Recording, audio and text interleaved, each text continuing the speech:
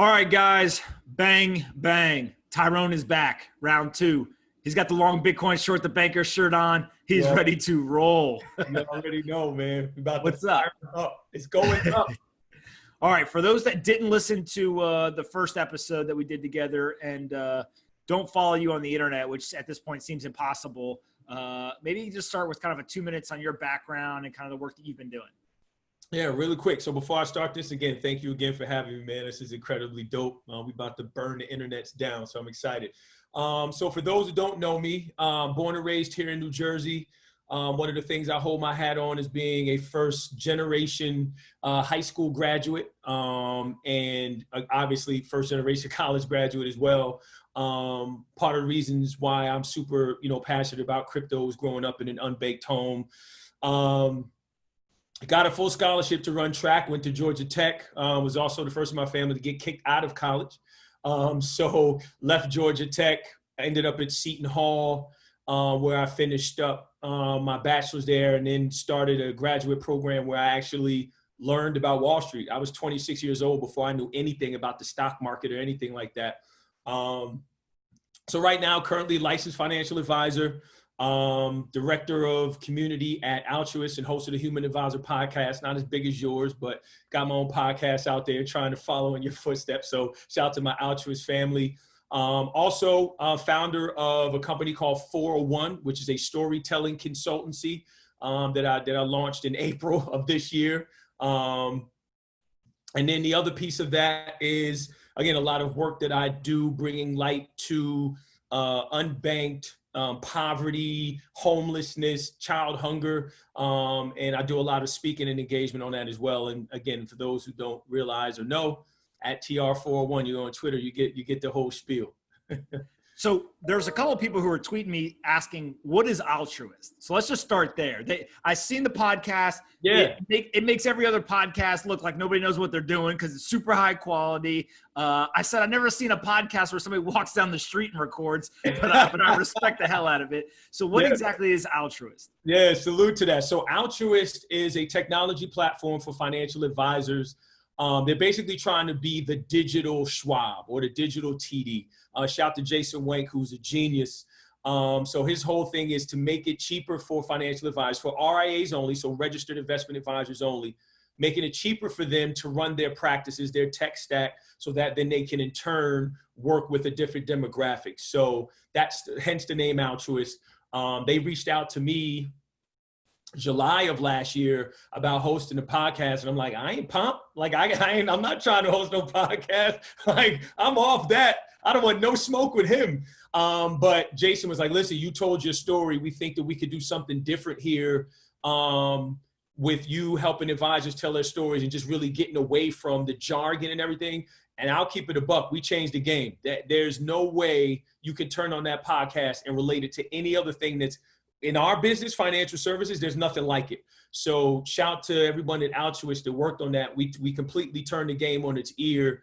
And I said it all the time, like I literally have mentees that are in gangs that are like, yo, that podcast is gangster. And then I get, people from all over our business, to like, clients and everything love it. So we definitely changed the game with that one. I just love the human aspect of it, right? Yep. And I think that like what we're starting to understand is legacy media has been so focused on like what's the story and not so much on like let me let the people of the story tell their own story, right? Yep.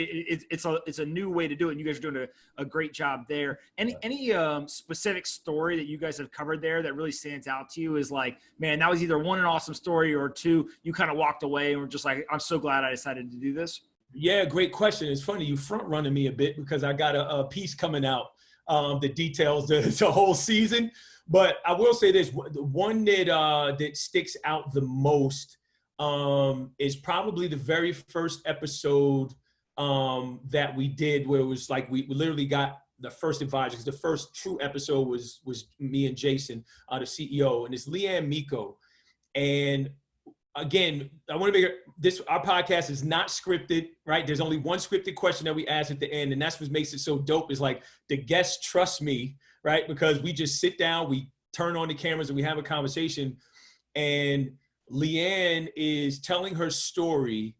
And I'm literally listening to the woman version of my own life. Again, first generation high school graduate, grew up poor, like, you know, and she's a white woman who's a lesbian, and she's being interviewed by a black man, right? We grew up on different sides of the country, but that humanity in that story, we were almost one, right? And we got so lost in the conversation, and when we wrapped, everybody was like, oh, that was dope. Like, you know what I mean? It was just so real. So to me, right then, it was like, all right, we're on to something here, because we got so far away from our business, but just into what made her her. And then I'm like, man, she had the same experience that I had.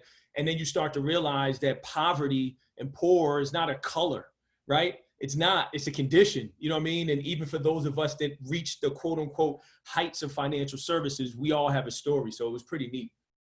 Yeah, I love that. And then you are the person, or one of the people who helped me edit a piece that I recently wrote.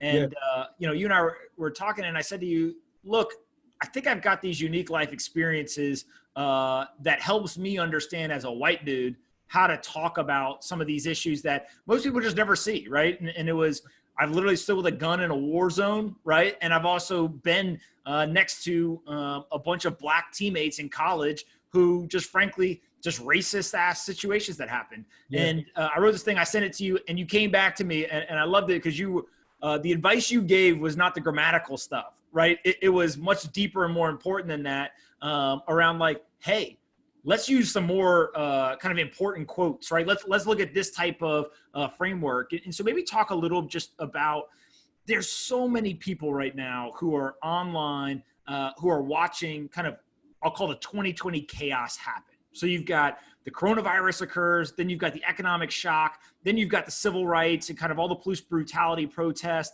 and even turning into riots in some cases.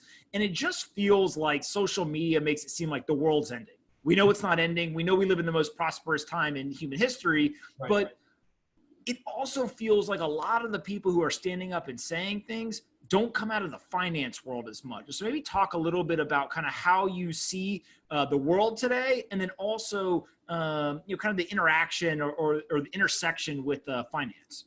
Right. So I'm glad you brought that up, because I was going to bring it up eventually. The piece that you wrote was fantastic.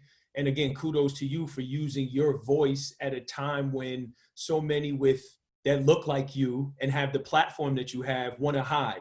And so kudos to you for that, for reaching out and just being like, yo, man, read this over, right? And I'll be honest, I was like, man, you probably want to say black and not minority a lot, right? Like you want to lean, this is a black issue, you know what I mean? So, you know, those are, and it sucks we can't tell the DMP story right now too, but whatever. So this fits so nice right here. But honestly though, like, thank you for doing that, because again, it brings light to everything that is going on. And yes, we are in a time where we're still in the middle of the greatest wealth transfer the world has ever seen. We're in the middle now, again, which is the civil rights movement of this era. There's tremendous income inequality, financial illiteracy, so many different issues. And again, like you said, right now, those of us with a platform have a responsibility. Yes, we'll address the issue, but to be more solution oriented. And I will also say those of us that are black, that have been in financial services, already knew that these were issues. I've been saying this forever, right? For the last 18 years, I've been saying this and screaming into the forest, but now it's become a thing. So let's just address some of the issues, right? Our business, right? And I say ours as a financial advisor, $17 billion the financial services industry spends on marketing financial services. Less than 1% on financial education. That's sickening, right? When you look at almost half of the population do not own stock. Let's not forget for 1 second, this is an economic issue. Also, financial advisors are complicit. We sell our services to the rich, don't necessarily give our time to the poor, right? And then when you look at the numbers, the Poor People's Campaign of America says there's roughly 140 million people in this country that are considered poor, right?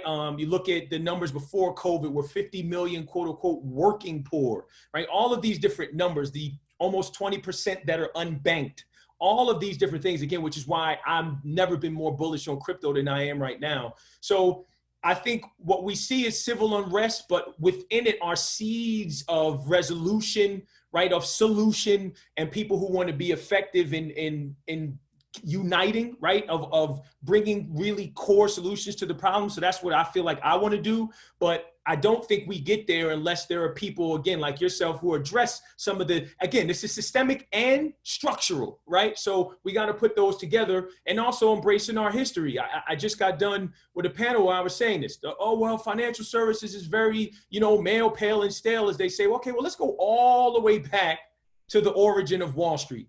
Slaves built Wall Street, and then they turned around and sold them. And then in 1711, the United States government says New York City is the hub for all things slavery. Now, you want your good old slave, go down to New York City, right? So, and then there's this whole thing about Black Wall Street. No, Wall Street has always been black. Like, we were the first commodity sold, and it wasn't until coffee came and it was a big thing, and they're like, okay, well, let's move on to something that is more lucrative and or cleaner. And that's when the slave trade eventually left New York City. So I think until we start to dig into the muck here, right, and really start to address some of these issues, we won't progress. But again, you're starting to see some of the Confederate statues come down, and some, a lot of other conversations now that are being had. People are having conversations like this, the piece that you wrote.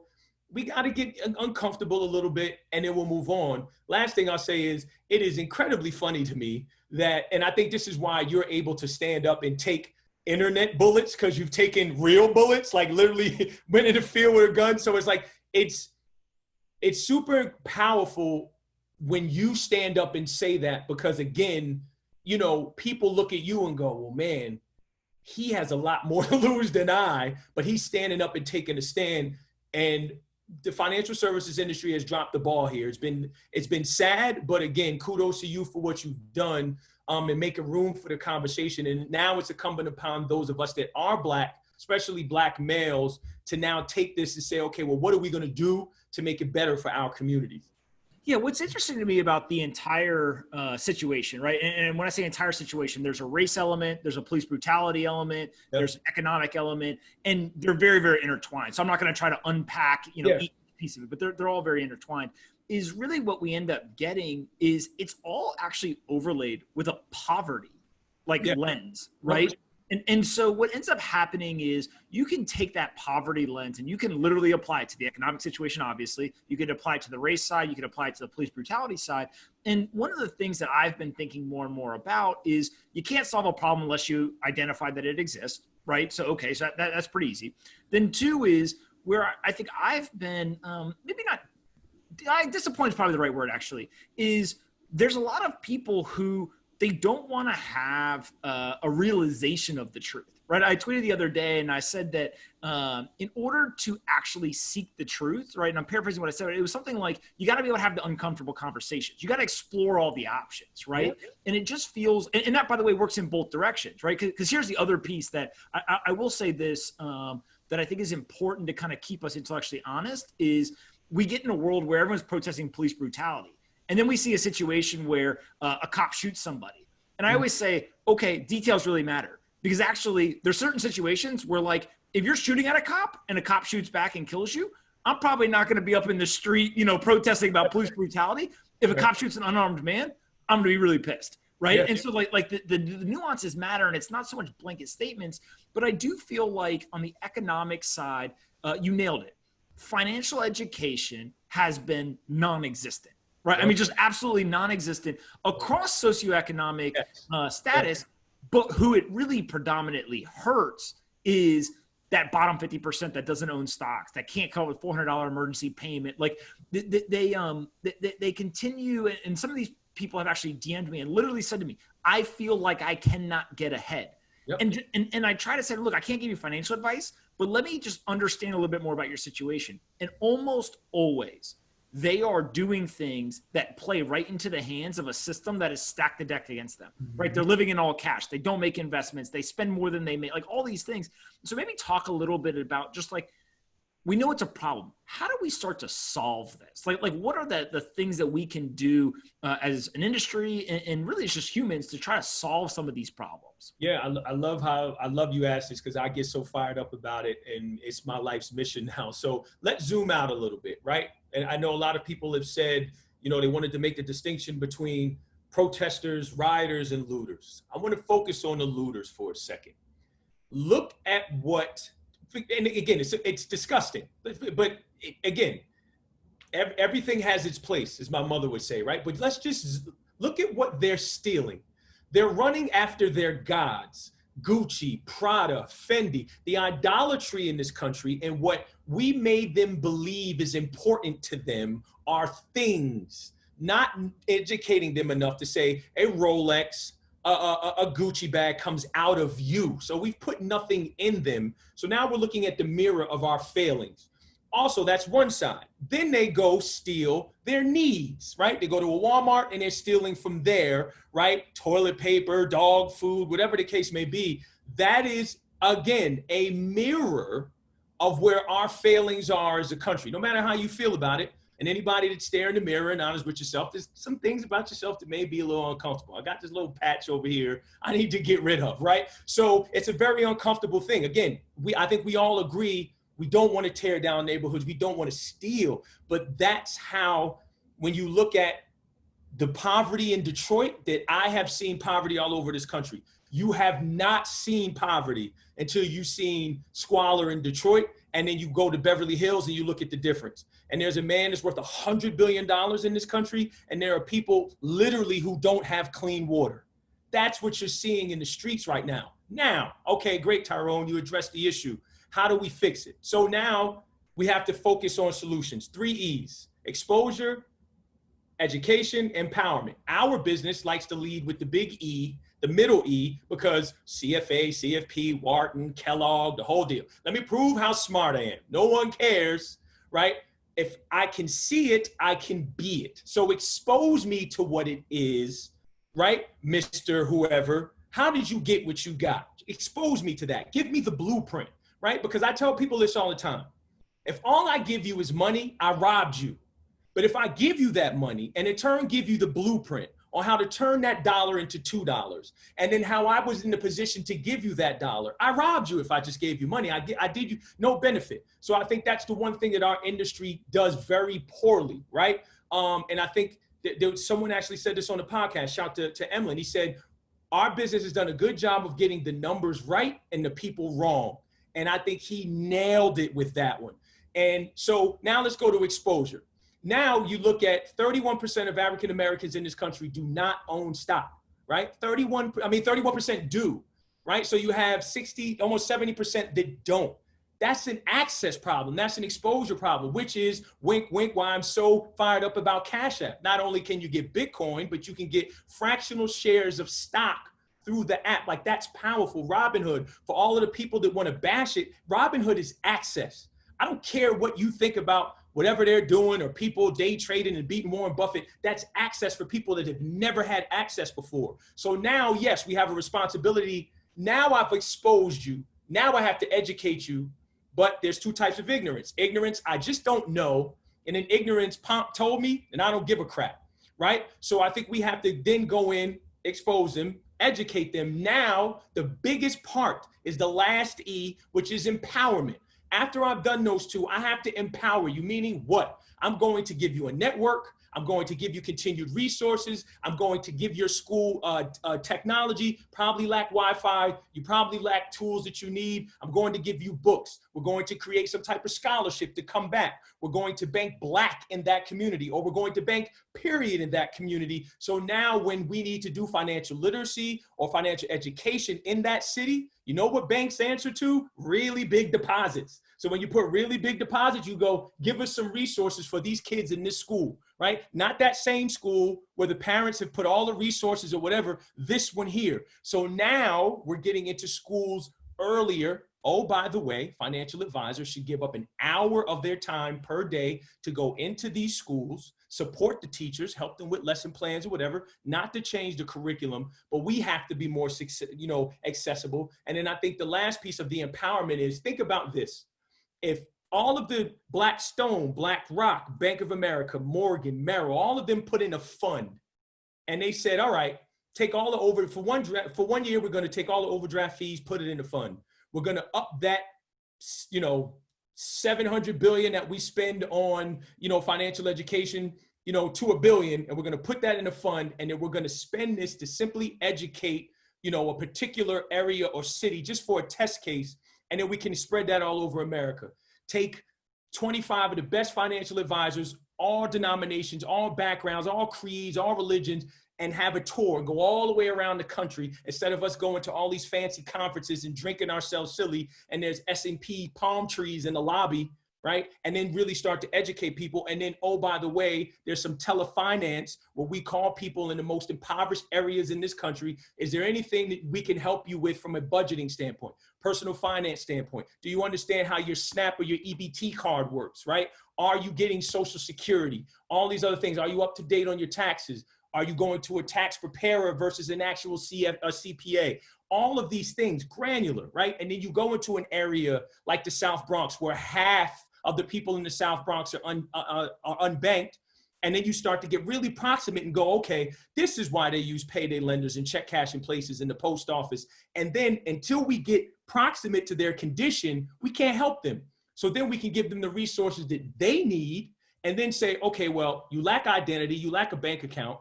If you lack these things, you can't do anything else. So we have to get you these resources, build infrastructure around you. And then, oh, by the way, you'll learn that these people are severely illiterate in terms of what it means to, what is a maiden name? What is a debit? What is a credit? Who cares about your Roth conversion? We got to get away from that. So we have to get on people's eye level, and financial advice. And again, I'm going long-winded here, but I'm super fired up about it. We do a terrible job of giving people financial advice, a snapshot right where you are, college graduate, high school graduate, mother of 5, whatever it is, right? Father of 2, and, corporate executive. Meet people right where they are and give them the advice in that moment. If we do a better job of that, taking the advice to the people, as opposed to spending all this money and then just saying, oh, they'll come. We have it here, right? It's like, if that's the case, then, and I just had a conversation with Hester Pierce, and she was like, are you aware of investor.gov? I'm like, I'm not, and I feel terrible because I'm a financial advisor, but she's like, check out investor.gov. There's a wealth of information there. People don't know that's there. They built it, but if it's not being brought to the people, how do they know it's going to help them? Yeah. And I think that one of the things that's really interesting to me is I've always said to people, many of the folks that you're talking about have the skills. They don't know they have the skills. They don't know what to do, but they actually have the skills. And I'll give you a great example. So when I was in my mid-20s, there was a program in North Carolina that would go into the local high schools, right? And they pretty much would try to pick any public school within a certain radius, whatever. And they would try to introduce entrepreneurship classes, right? And the class was, we're going to go for a week. It's an hour every morning. And at the end, we're going to have you, quote unquote, start a business. So what most high schools that have an entrepreneurship class is like an after school activity, whatever, they somehow got in and they got an hour of time dedicated in the morning while the students were there. And I went, I think 2 or 3 times during this program. And every time I would go, a lot of them were old white guys, right? That were teaching this stuff and they were trying to help. And I would always say to them, I want those 3 guys. And it was always the kids in the back of the class that were sleeping, that were doing whatever. And when I'd get back there, they would always ask me, why do you want to work with them? They're the troublemakers of the class, whatever. I said, because I got to do the least amount of work to get them to build a business. They already know how to build a business, right? And especially in high school, as you got up into the juniors and seniors and stuff, there was literally one time when a kid was like, yeah, I deal drugs. And I was like, great, you already know how to, guess what? We're going to just switch out the product. Like right. you already understand, you understand demand, you understand supply, you understand supply chain. Like you got it, dude. Absolutely. Maybe let's not sell something that's illegal and going to maybe get you in jail. Like we could start with a t-shirt, right? And you start to like understand. And what I saw was he was the most interested kid out of anyone I ever saw in that program. And it was because he already had kind of the entrepreneurship bug. Now, that's not for everybody, but at the same time, there's a lot of kids, especially today with social media, they want the things as you described, right? They want the Gucci bag, they want the car, they want the house, they want whatever, but nobody is there to tell them this is how you get it. Exactly. Right. And this is how you kind of backwards plan off of it. And one of the things that cracks me up is people in tech all have the same thing. If I say to you, hey, how do you build, $100 million business? You basically start doing math backwards, right? Okay, well, if I need $100 million, how much is that a month? What product can I sell? What's the margins?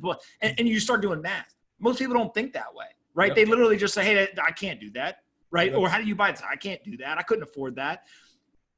It almost feels like the exposure is the thing that drives the curiosity and will kind of weed out the people who don't want to be there, right? The people who want to do this and they don't know it's possible. The second you show them it's possible, then it's game on.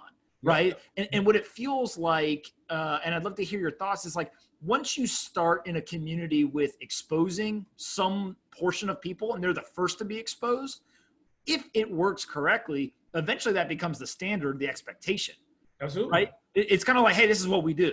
And that's true of going to college. That's true of financial education, of whatever. But you got to start with exposure, it feels like. Yeah, 100%. It all starts with exposure. And this is what I yell about on Twitter. It's like, I get all the other things that you folks are talking about, but they're just not exposed. Again, I am Exhibit A. I was 26 years old. I literally walked by the New York Stock Exchange and didn't know what it was. And then when I got to the office, the gentleman who ultimately ended up my mentor was like, you know, that was the New York Stock Exchange you just walked by. I had no clue. I'm 26. That's a disaster for myself and my family. Everything I've learned about money, I've learned the last 14 years on Wall Street. Like, that's literally a problem, right? And that is indicative of our education system and a lot of other things. But also, my parents had no choice because they didn't have it, right? So a lot of it is making sure that it starts in the home, but people say, oh, well, you blame the parents. Like, well, what'd you want my parents to do? They were just trying to keep the damn lights on. They're not worried about shares of friggin' Amazon. You know what I mean? Like, they're just trying to make sure that, you know, my sister and I could eat and they could. So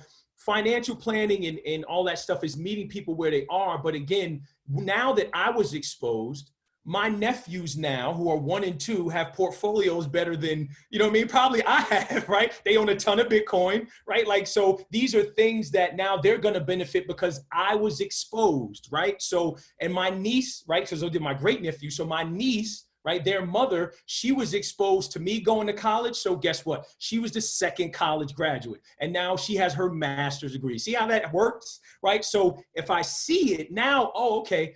And it's funny, I was just telling us the other day, when I started to get recruited for colleges and I started getting letters in the mail, I went to my high school coach. I'm like, what are these? Like, why are they calling my house? He was like, it's for college. I'm like, what do you, huh? You know what I mean? Like, what is this? Why do they want to come to my house? Like, my mother will beat somebody up. You don't want to just come by my house for no reason. So he's like, no, they want to recruit you. Like, I had to learn that whole thing. I'd never known anybody who went to college before. So the exposure is a very big piece. And I think that is probably the simplest and cheapest part, because it's just simply exposing kids to that side, to this side, right? And I think, who was it? Can't think of his name now, but the CEO of Merck was just saying the only reason he ended up doing what he was doing is because they decided to bus some kids to the other side of town where there's a program. And then he was part of that program. And now look, he's the CEO of one of the biggest pharmaceutical companies in the world. Exposure matters. And I don't think we take that seriously enough. And so one of the things that I think is really important is when we talk about financial education, you're not talking about buy Amazon, buy this, sell this, short this, whatever. You're specifically talking about what I call like more structural education. This is how money works. This is why inflation works against you. Here's what certain assets can do. Even things like spend less than you make. Here's how a credit card works. Here's why you want to pay it off. Like, that's the type of stuff you're talking about, right? Yeah, absolutely. You'll love this. I've been, and it's so funny how this works. I literally am not sitting here without Investopedia. And I've been blessed enough to do some partnerships with Investopedia. Early this year, we're sitting down with Caleb Silver. Shout out to Caleb over at Investopedia. He said, Tyrone, the #1 search term on Investopedia to a tune of 1 million page views a month is what is money. That is the #1 search term on Investopedia. Really? The #1, like, it's head and shoulders above everything else. What is money? Again, want to talk about a failure as a country. The people literally don't know what money is. If you don't know what money is, how in the world do you do anything? So you're just operating blind. And literally he told me that, and I stared at him and I was like, he said, 1 million page views. What is money? Like, so we have that, and then there's this big gap of just wilderness, and we expect people to get a job and then figure it out. Right? Figure out a mortgage, figure out investments, figure out your retirement, figure all of these things out. And then, oh, by the way, we're going to dangle all of this prosperity and abundance when you look at, you know, the numbers, right? 42 million unemployed, yet the billionaires continue to get richer to a tune of whatever they all made collectively, right? It makes people feel, like you said, you get those DMs where people feel like they're falling farther behind, right? And again, I'm still in a situation where my life is a lot different from my families and my friends and people that I know. So I know people where $800 a month is a lot of money to them, right? Like, and they're still in the struggle. So being very close to that, you realize that the stock market's a liar. And we know that, right? For the people that are invested and those of us that are privileged to have investment accounts of Bitcoin and credit cards, oh, life is grand. But the average person turning that on and going, well, what? I don't understand. How in the world is that happening? And I'm furloughed or I got, right? And that is the stock market right now is the biggest indicator of the class issue that we have in this country. You thought the race issue was bad. The class issue, which that's gonna come to a head too. The class issue is a bigger issue that we have to solve. It feels to me like this whole idea of the stock market going up and the economic data getting worse ends really poorly, right? Mm-hmm. And I don't know how it ends, when it ends, all that kind of stuff. But what I do feel is really interesting is that it is the ultimate highlighting of why financial education matters, yep. Right? And it ultimately comes down to, if you understand when money gets printed, don't fight the Fed, right? Just okay, cool, we're printing. You know that asset prices are going to rise. Get out of cash and get into assets. Mm-hmm. That one piece of information, which most people in finance, it's like, economics 101 type stuff, mm-hmm. literally is the difference between wealth and poverty in 2020. 100%. Right? 100%. I mean, it's just crazy to me that that's what we're talking about. Well, let me ask you this. What do you see is the first foray? So somebody goes from what we'll call not well educated or not educated at all on the financial side to, okay, I start to understand this stuff. What do they look to do? They want to buy stocks? Do they want to save? Like, what do you see as some of the first actions that they normally go down and end up leading to being successful financially? Really, really good question. So, and I feel like I have a unique lens of this as an advisor. So one of the things that you constantly, and again, we realize one of the biggest issues here is debt, consumer debt, student loan debt, right? So a lot of questions that you get is, how do I manage just my financial life, right? Like, and debt leads the conversation. I have X amount in student loans. I have X amount in credit cards. And one of the things, again, whether a client comes in and they have 5 million or they have $5, I say, let's go all the way back to square one. Answer 2 questions for me. 1, what is your first memory of money? Is it your grandfather walking you down to the bank, or is it scarcity like it was with me, the landlord banging on the door, right? Big difference how you operate as an adult. The other thing is, now what is your relationship with money, right? What does that look like now? You get money, what do you do? Is it in one hand and out the other? Is it immediately to save? Is it immediately to look for an opportunity to flip? Like, those are habits. So I asked those 2 questions. The next thing is, I don't care who you are, where you're from, where you went to school, your color, your favorite, whatever, sports team. Give me 3 months of your checking account. I'll know all I need to know about you. How much you make, where you spend it, how you spend it, how often you spend it. I'll know everything about you. Do that for yourself. And then I have them come back to me and they're like, oh, right, I spend X amount of money eating out, or I spend, right, because you had no idea. You were just operating as if. So that's one of the things, just getting people to understand the basics. And people just don't learn the basics of really what it means to budget, right? Really what it means to personal finance, to make sure that I have these different buckets for different things in my life. I've addressed the behavioral part of myself when it comes to money. Those are 2 big buckets. The last then is, okay, and here's the other thing is, people say, well, I don't have any left over. Like, all right, fine, right? Visualize. Take a white piece of paper, draw a line down the middle. Everything that comes in, everything that goes out. You got a number over here. Let's look at that number. That's called discretionary income. If you have a number on the other side, we got some issues. So we could address that just to make sure people get even. But now, what then do I do If I have that number over here, I have $100 left over, right? And that's when you get the people DMing you, are you gonna buy airline stocks, right? Or whatever. So you start to get into, all right, and I was just having this conversation about savings, right? Now let's look at that. Now, you would want savings, and savings makes sense. And that's the ultimate goal, 6 to 1 year of savings based on whether you're single, married, whatever. Cool.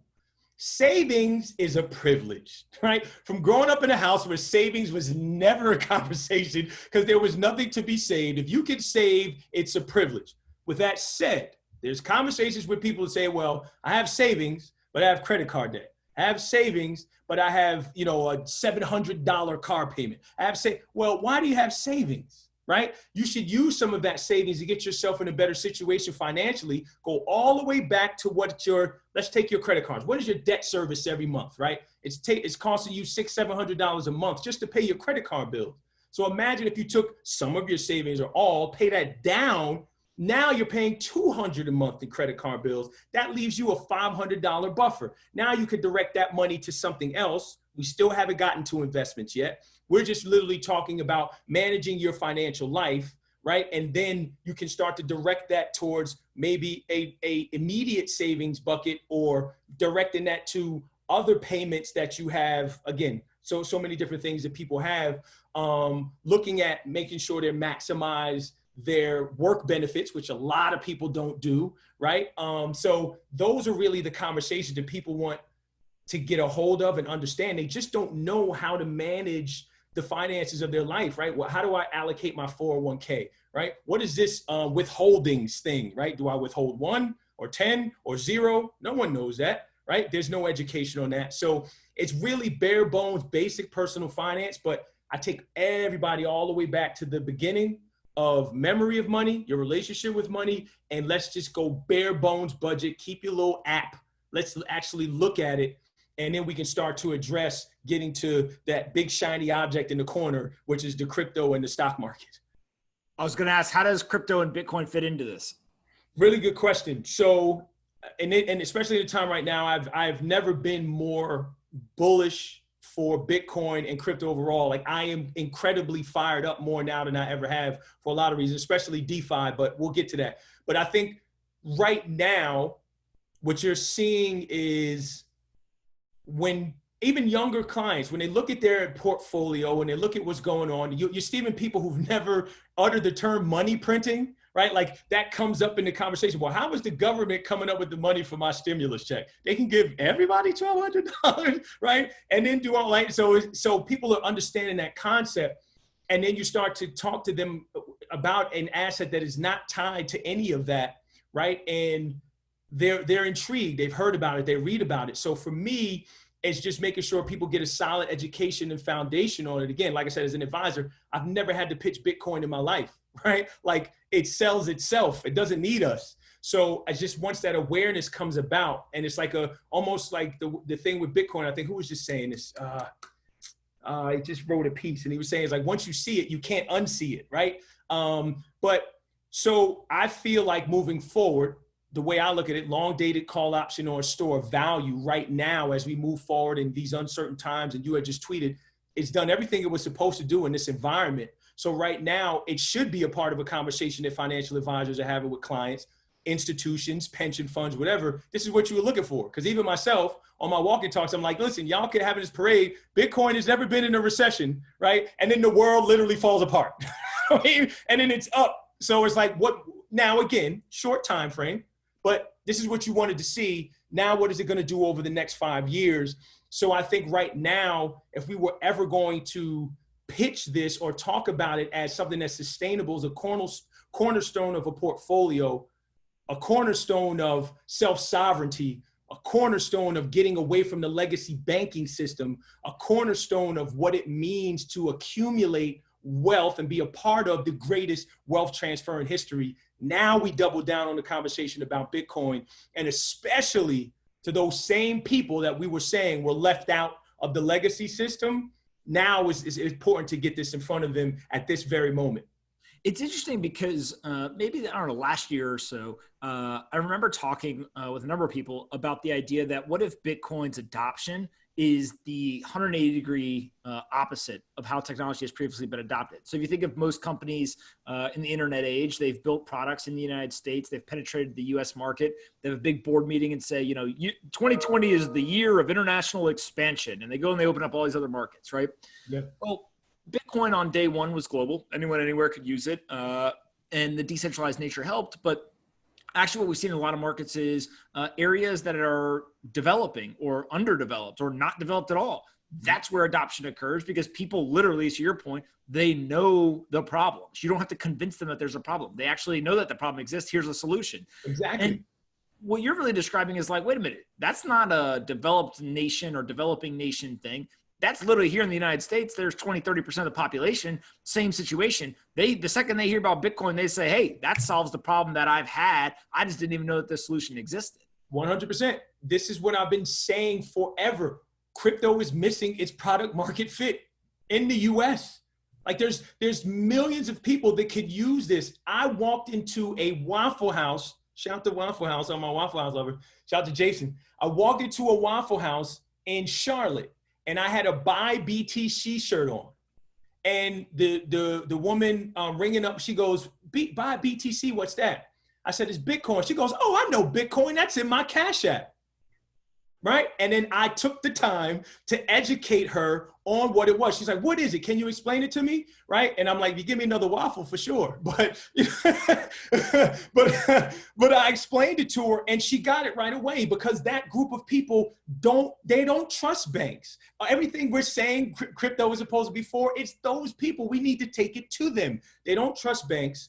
They realize it's super expensive for them to bank themselves and act have commerce and interact outside of the legacy banking system. And oh, by the way, I was saying this, local Bitcoins is a gift to the inner city, especially those of us that are familiar with the Susu, which is basically the first blockchain. If you ask me, it goes all the way back right to Dutch slaves in the 16th century, where there's 10 people, we all put in a quote unquote hand, $100.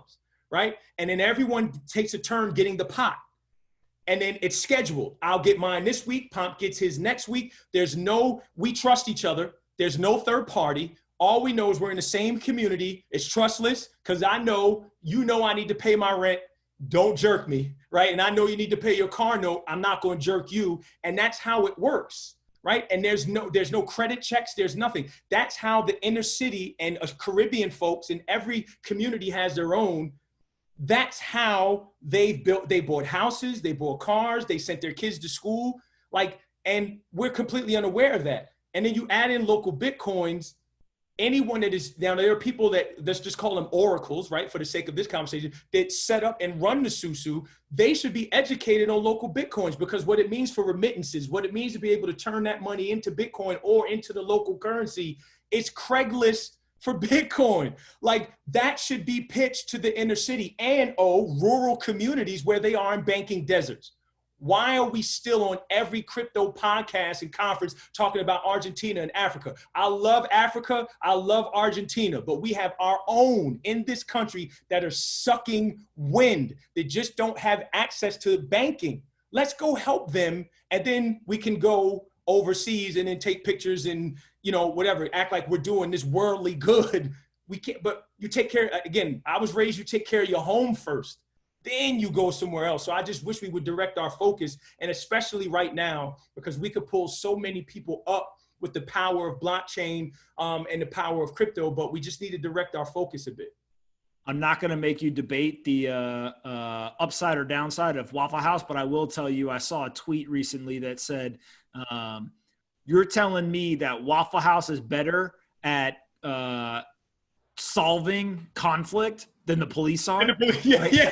I saw some, and I was dying, right? They were like, Waffle House employees been solving conflict at 3 a.m. with drunk people forever. No guns, no batons, no anything. They're good at it.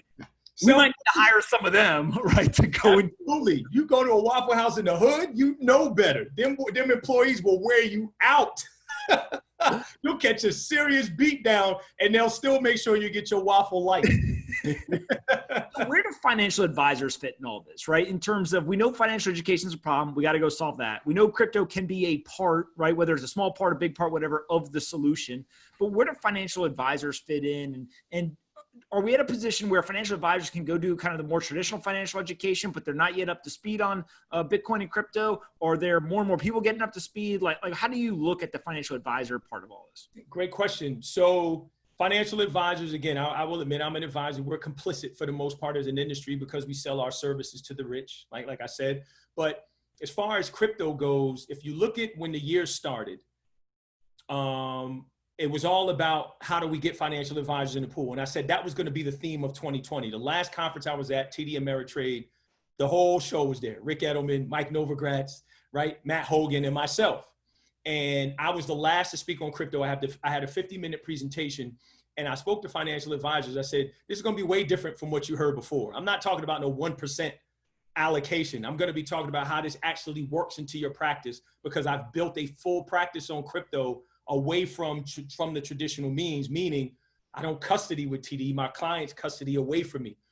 So anyway, the issue here is that everyone now is trying to figure out, fact is we're the gateway. We're the gateway to billions of dollars, right? In some cases, trillions of dollars of retail assets. The problem is twofold. One, the legacy, and I say legacy crypto folks don't realize that advisors are uninterested until, one, they know they're not going to get sued or fired, and how do I get paid, right? So those are the things that are missing right now. So also, Tor Demeester, Pierre Richard, yourself, Stefan Livera, I can keep going. I love every single one of y'all. It means it falls on deaf ears to advisors. They just don't, and you probably have the most cachet amongst our group, but the messenger matters here. So until financial advisors get the message from someone that they trust, and the conversation around crypto is, here's how it works into your workflow. This is what custody looks like. And by the way, for financial advisors, the fidelity is it, hard stop when it comes to custody. I love Gemini. I love fidelity. It stops there. Why? For no other reason than trust. They trust Fidelity, and they have probably their firm's custody with Fidelity as well. And I've had great conversations with Sanena at TD and a few others. But what then needs to happen for financial advisors to really get serious about this, and again, is the education. So advisors don't want to be educated on what the halving is. They don't want to be educated on SHA-256. Keep that. We need to be educated on, okay, give me some, right? And there was I can't think of her name, but the representative from Fidelity Digital Assets was just on with Nick Carter on the Brink podcast. She said there's a couple of things that institutions care about. Three biggest things. That's the thing I care about. I don't care about all the hopium. What are the concerns? It's the same thing financial advisors have: the volatility, market manipulation, and then the last is fundamentals. How do I value it? So again, I love coin metrics. I love Delphi. Delphi best in the game. Shout to the Delphi, right? They do the best research in the game. You cannot give that to a financial advisor. They can't draft it and comprehend it and then pass that on, one, through their compliance, and two, on to a client. So we need to create content for them that they feel comfortable learning from. And Delphi is probably best in class there, right? And I've had some conversations with them, and then being able to pass that on to a client. So I think there's an education gap here that's not happening. And again, the messenger matters, right? Even, with the best in the crypto space, if you put them in a Merrill or a Morgan or a Goldman, right? The advisor's going to be like, right? But if you put someone that they trust, which is why an Edelman, Aaron Carson, Marty Bicknell, Peter Maluk, Josh Brown, right? When those guys really start to come to the pool and to the party, like, and Josh is dancing around it. I love them, but I'm like, come on, man, just come all in, right? But until they really start to say, okay, we are literally going all in with our clients here. And I think a lot of it is, which is why advisors want a Bitcoin ETF. But also, okay, fine, we have a Bitcoin ETF, we figured that out. How do I then pull that into my model so that I can create a portfolio for a client that I can show them, and I could do a financial plan, and I can run through compliance and all these other things? No one are really addressing that issue. And why? because they're not financial advisors. So they don't know our individual concerns and what clients are going to say, which is why I tell advisors a couple things. Client walks in the door, I own $50,000 of Bitcoin, and you ask them where? Coinbase. Great. Best house, bad neighborhood. You should slide a hardware wallet across the table, Crypto Assets by Chris Berniski, and say, we're going to get to that. But for right now, how much do you own? Why do you own it, right? Go back to your investment policy statement, your risk tolerance. Go through all of that with the client. How tech savvy are they? Go through that whole thing. Then say, okay, well, we need to work on helping you get that off of Coinbase, right? There's a trust and estate issue here, right? That client needs to update their digital fiduciary, right? What are they doing with the crypto, cold storage, all these other things? Those are the things that not addressed for financial advisors. So the interest is there, but the conversation is not built for them. No one's building for advisors. Education is not for advisors. But again, shout out to Delphi Interacts, a few others that are starting to come there. But until financial advisors are comfortable with that, FINRA, the SEC give more guidance around where they could dance, it's a non-starter. Yeah. I mean, look, and some of this is just going to get solved by time, and some of it's going to be people actually taking the effort, right, to build some of this stuff. I want to end the podcast with one question, which I think most people have, and I'm going to leave it fairly open-ended because I think this applies to everything from the economic shock to the police brutality and civil rights to the financial education we're talking about, which is, what can I do, right? And what can I do? Where I've seen people ask this question is around two things. One, how do I help?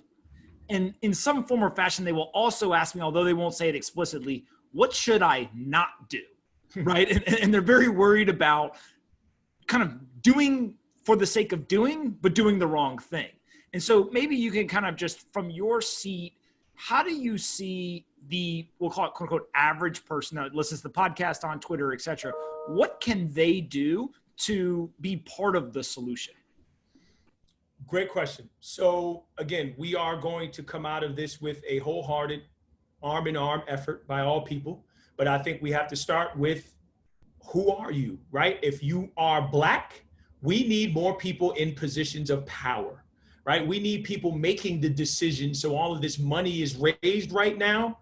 We can say, put it here.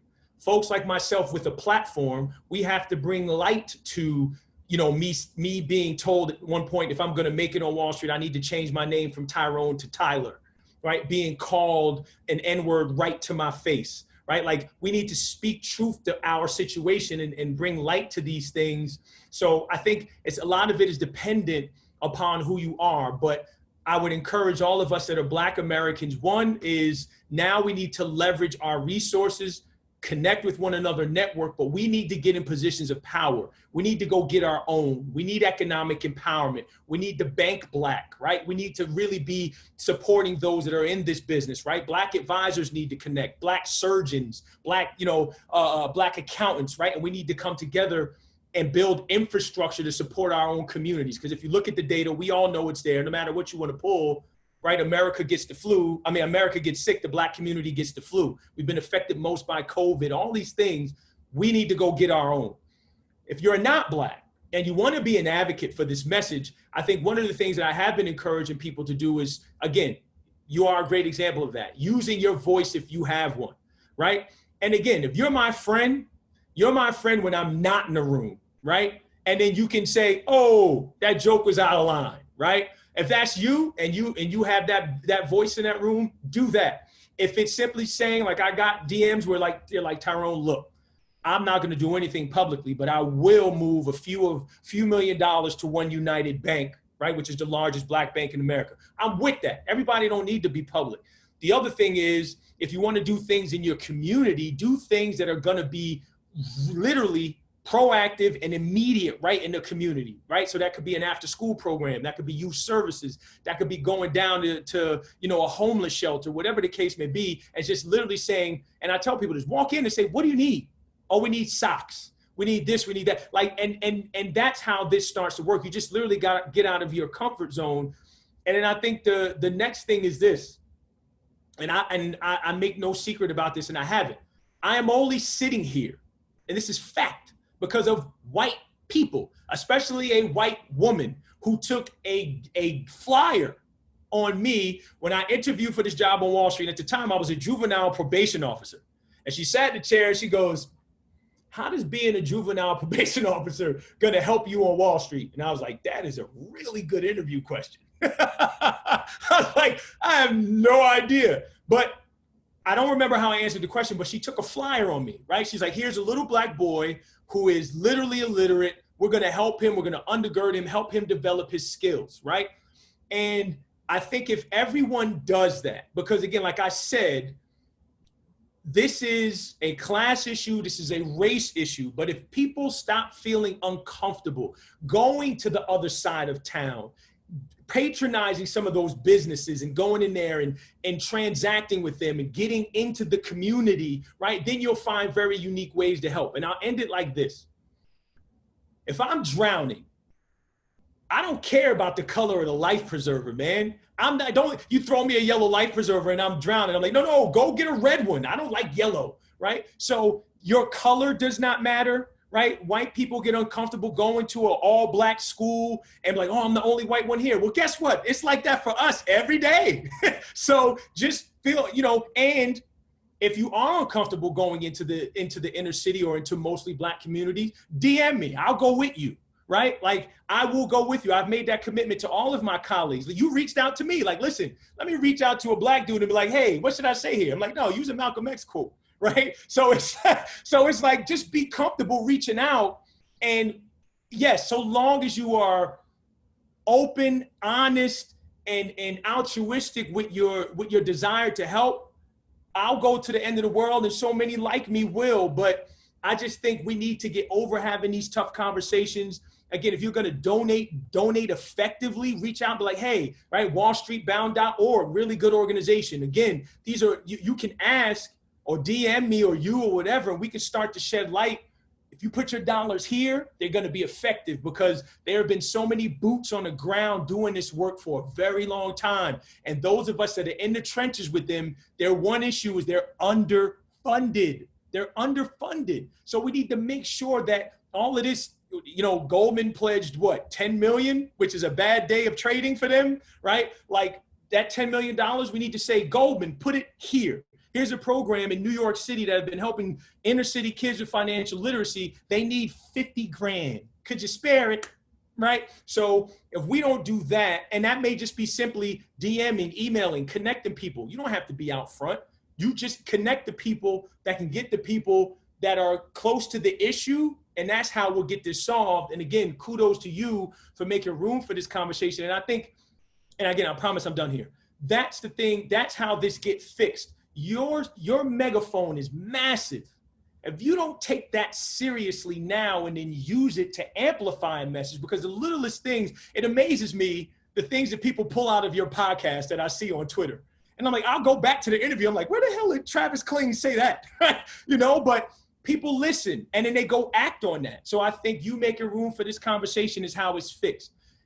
Reaching out, having different voices and people that look differently, different perspective is how it get fixed. But more importantly, everybody go in your community. What can I do in my community right now? And if everyone does that, we'll pull each other out of this together, and then we'll find that one mind that is going to lead us out of this and is going to be the leader that this country is so void of. I love it. I'm going to leave you with something that I can't say who it is, but it's somebody that I really respect. And somebody I did not expect to say this to me once said to me. They said, the thing that everyone forgets is that living doesn't happen in the ivory towers. It happens in the streets. Ooh. And when they said that to me, I had to sit and think for a second. And I asked him a follow-up question, which is, how do you internalize that every day? And he said, and he's literally sitting in an ivory tower pretty much. and he said, there are things that I do to never lose the pulse of what happens on the streets. Mm-hmm. And I remember going home and thinking about it, and I knew enough about the guy's life to understand it. He wasn't talking about just philanthropic things either, right? He did plenty of that, donated money, time, all this kind of stuff. But he also understood culture comes from the street. He understood that user behavior around technology and understanding the investments he should and shouldn't make came from the streets, right? And all these things.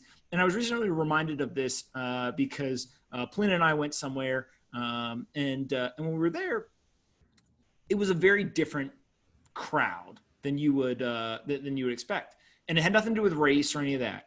It literally had to do with lifestyle, right? There was a small town. Every single person we saw was obese. Every single person, right? And I'm not talking about like, hey, that person should lose 10 pounds and be healthier. I'm talking about that person's 100 pounds overweight type stuff, right? And we started to look around and we were like, why is that? Why is it in this small town in a pretty rural area? And then you see the food choices. Yep. McDonald's, Bojangles, right? And you just go down the list and you're like, every single place here is unhealthy. Like literally, if you wanted to eat healthy, you can cook at home or that's it. Yep. And by the way, if you want to eat cheap, the only thing that you can do is go to fast food. So it's unhealthy. And you can just see, here's the lock-in, right? Here it is. But those are the same people that are spending tons of time on technology products, culture, right? All this kind of stuff. And so I think that like that one quote of living happens on the streets just has stuck with me of it is just as much valuable to the people that you are spending time with as it can be to the people who are donating the time, the money, the whatever, right? There are things to learn if that curiosity is there. And so I always remind people that like, it doesn't have to be a one-way street, right? You may actually go and extract more value than you give by accident. 100%. Right? Like, 100%. And honestly, that may be a good thing. 100%. 100%, man. Right. All right. Where can people find you on the internet? Where do we want to send them? All right. Here's where we want to send them right off the bat at TR401. That's where I live. That's where I chop it up with Pomp online. Also run to my website, TyroneRoss.io. Also check out 401.run, which is my company site there. But yeah, between those three, you can get connected. And again, anybody that got feedback, want help, anything to want to partner to make this happen, hello@TyroneRoss.io. You can email me for sure. You're a legend. Not only one, for everything you do, but two, you came on with the long Bitcoin, short the bank. I had to, man. For all you've done for me, amplifying my voice, the gratitude, the appreciation, I cannot express enough. You're doing God's work, man. He's gonna hold you up. I appreciate you so much. Awesome. All right, we'll do it again soon. No doubt, man. I appreciate you.